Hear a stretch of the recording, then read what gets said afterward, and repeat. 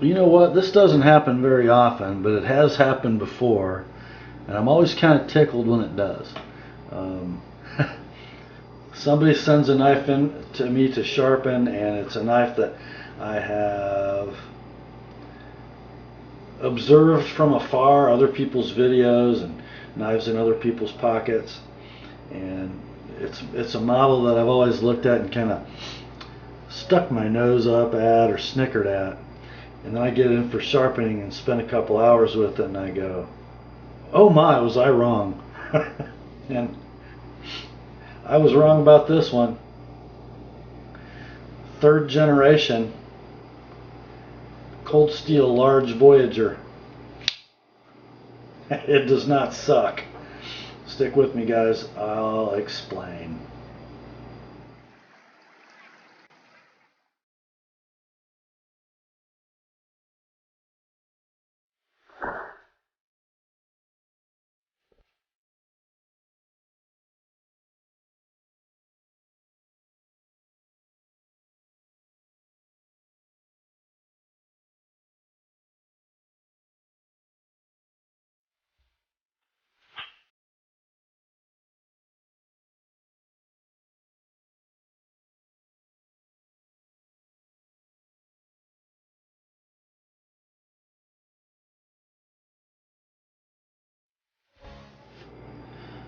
Hi gang, Rob here. It's the evening of 10 July 2014.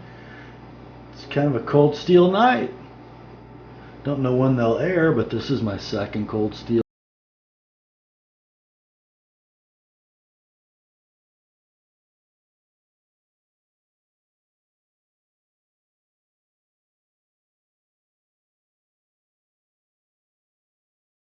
Didn't like the first generation Voyager with the integral polymer plastic pocket clip.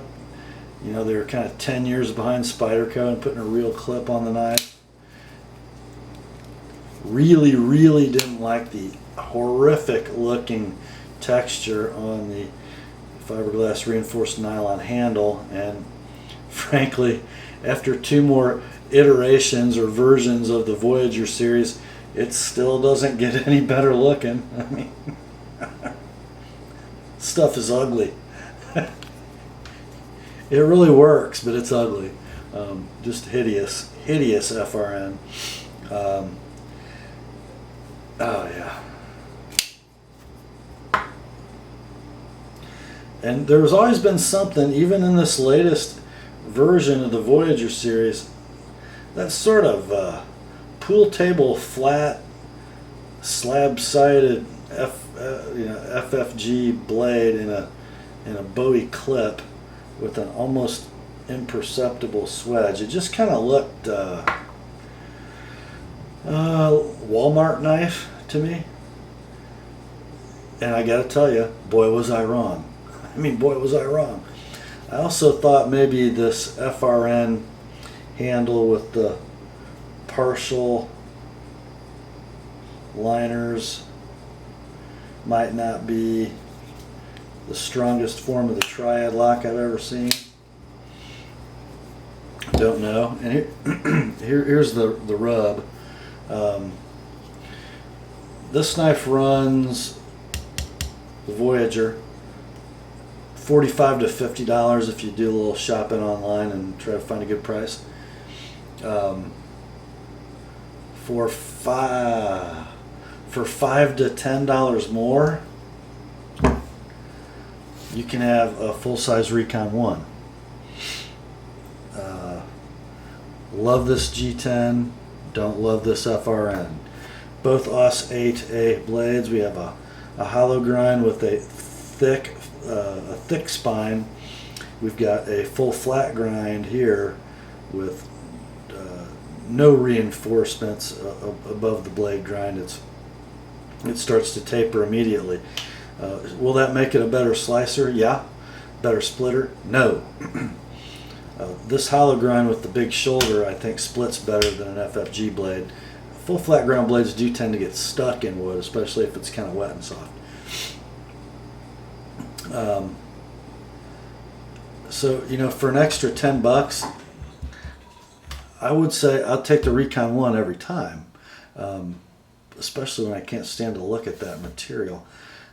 But I got to tell you, I'm not anti-Voyager after having this one in for sharpening. This one comes from my customer viewer Mike, fellow Midwesterner, same guy that sent the mini Recon One in for sharpening and stripping.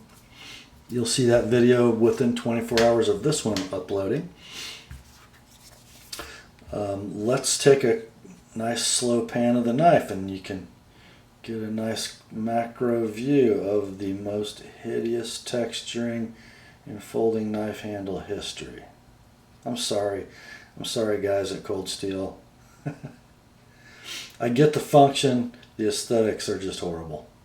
But it gets better, doesn't it? Look at that glistening, highly polished stonewash that you get for less money than this knife that requires chemical stripper and a lot of work to reveal. And I don't know which stonewash I like better. They're not the same. The Recon series of knives almost has a little acid wash look to it.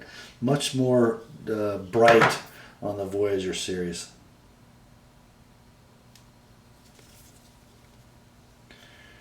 Stuff we're used to on these knives. You got the asymmetrical.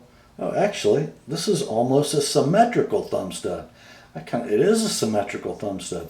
Still has the slotted fastener only on one side. Comes apart. That's kind of cool. So if the knife is set up right-handed and I need to use it left-handed, I have the same length thumb stud for my left hand as I do my right. Not true on the Recon One. Point Voyager. But the Tri-Ad Lock mechanism, basically the same. The FRN handle, as I said, does require some steel liners, partial ones though they are, for strength, because that FRN frame is not going to bear the kind of forces that the Tri-Ad Lock bar needs to bear, or the stop pin, I mean.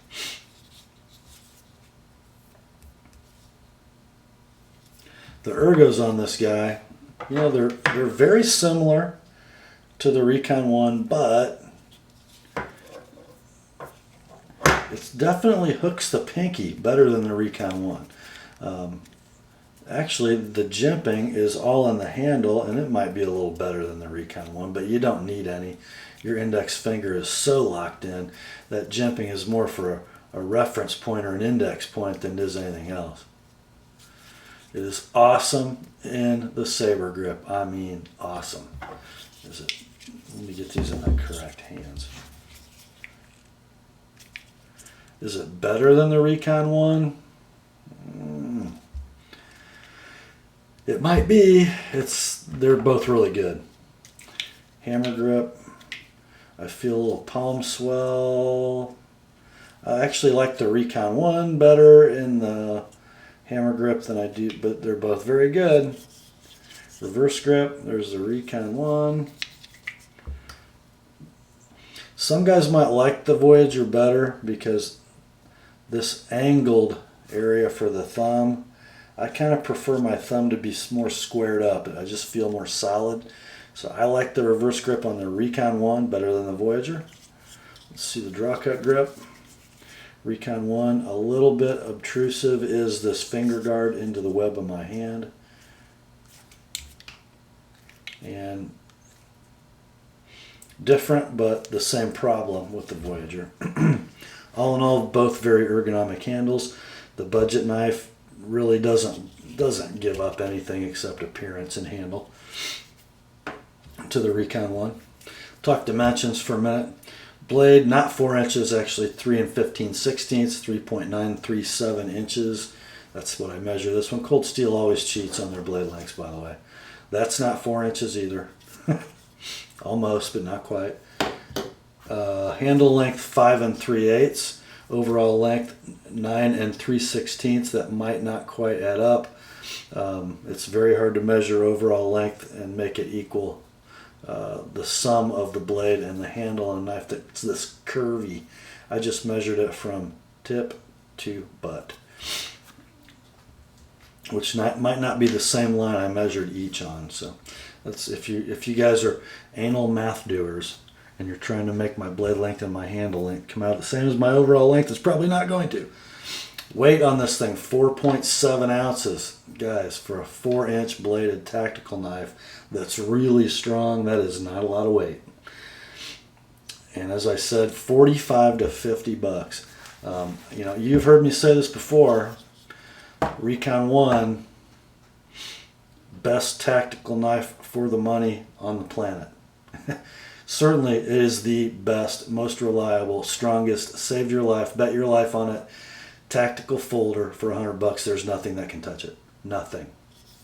Well, except maybe this knife for $5 or $10 less. It's just amazing what these guys do. Between Lynn Thompson's brain, Andrew Demko's brain, and their maker in Taiwan, Cold Steel just has it going on, guys. They just do. You know, I've gravitated over the last few years in my collecting and carrying of knives. I have certainly gravitated toward more expensive knives than these. My inexpensive SOGs, my inexpensive Spydercos, they're gone. I don't own them anymore. I don't own any FRN handled lockback Spideys, Enduros, Delicas, anything like that. Inexpensive knives that I still have are made by 2 companies. These guys, Cold Steel in Ontario. All my other ones are just gone. I guess it's because, not that the Sakai City or Seki City Spydercos are bad. It's just that I've come to expect more from a Spyderco than that. So I don't really have much interest in keeping my less expensive Spideys. And SOG's inexpensive knives are, I don't want to say it because it's not very nice, but it starts with the G. Don't like them. They're goofy, not very well built, and toy-like, cartoonish. They can't hold a candle to these knives. They can't hold a candle. So, I want to talk about this blade a little bit. Couple things. There are some differences other than the full flat grind versus the hollow grind. If you notice, look at the plunge grind on this Recon One. It's got the big swoop, you know, it takes about at least a 1/4 inch to find home from where the plunge starts and where we get to the finished thickness of that blade. The Recon One does come with a sharpening choil in it, but it's not even close to being big enough. However wide the choil is, there's that much unsharpened, what should be a knife edge, before the sharpened edge starts because of that plunge grind. So I enlarge it so my cutting edge can be straight and sharp all the way to the back. Mini Recon One, same way. It comes with a choil from the factory. I made it bigger, so my edge comes out good. And you guys know that story. Now, Voyager. Looky here. We have sort of a Spyderco-like plunge grind, almost a 90-degree plunge. It does come with a sharpening notch. Now, I have enlarged this just a little, but it was big enough, at least for the factory grind. I wanted just a little breathing room to get my stone dead flat on that cutting edge, and I can whittle hair clear back here at this corner. And it's in scale too. The notch doesn't look too big for the knife. In fact, I think it looks kind of good, better than the factory one. So that's one thing. Here's the other. We got a hollow grind that sort of goes off the blade like this.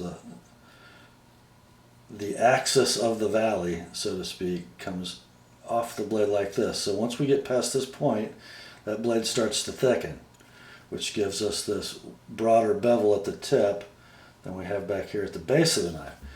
The Voyager is full flat ground with absolutely perfect distal taper. That's taper from the base to the tip, not top to bottom. So if you look at this edge bevel, and this is at 15 degrees, I did not go obtuse on this knife to make it stronger. That's how thinly ground this knife is at the edge. Look at how slim that 15-degree secondary bevel is. Guys, this knife is, well, it's just absolutely perfect. I'm gonna say 25 thousandths behind the edge, no more than that. Strong enough for a 4-inch knife, but not overly thick to keep it from being a great slicer. And man, you talk about an all-purpose woods knife. You're not going to baton with this. You might with this, just because of this beefy portion of spine. In fact, I know somebody who's been dumb enough to baton with his Recon One. Oh wait, it was me. This very knife. You know, the one that still has rock solid lockup. Yeah, that one. Anyway. But just a masterful grinding job. Look at this edge bevel. And the factory edge bevel wasn't too shabby. It was probably at 16 degrees. It was definitely... There was more bevel on the right side of the knife than there was on the left.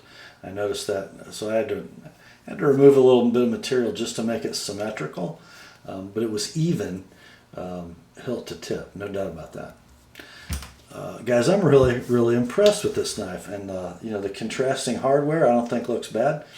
I probably would, if this were my knife, remove the black coating from the pocket clip so to make it all consistent. But Mike did not want me to do that on this particular knife, so I didn't. The action on this knife is better than the Recon One. It's a little lighter. There's no wrist in that. A little constrained by the table and the camera here, but no wrist at all. Recon One, for me, and mine's adjusted right, and it's clean and lubed, and no wrist, but man, I had to really concentrate if you saw the false start. Makes a little better thwack though, doesn't it? But this knife handles like a race car, as Tri-Ad Lock knives go at 4 inches in length.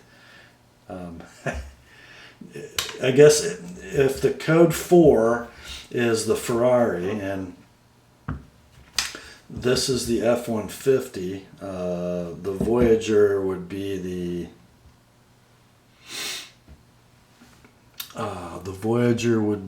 the Dodge Challenger of the three.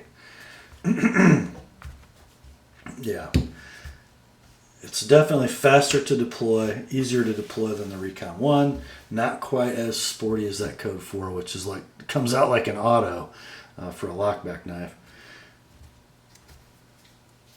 Oh my, guys! If you want to bet your life on a 4-inch folding tactical knife and you got $50 to spend, there simply is no other choice. If that's all you can spend, I mean, especially if you like the stonewash and you don't want to go through the ordeal it takes to make that Recon One look like this Recon One. It's pretty neat knife. And does it get sharp? I don't know. Does Cold Steel's AWS usually get sharp? Yeah.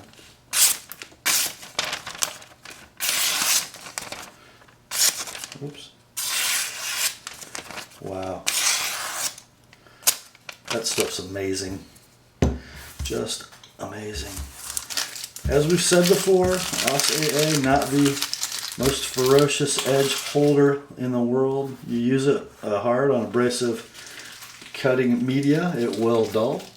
But a few strokes on a fine ceramic rod, maybe. Sometimes just a leather strop.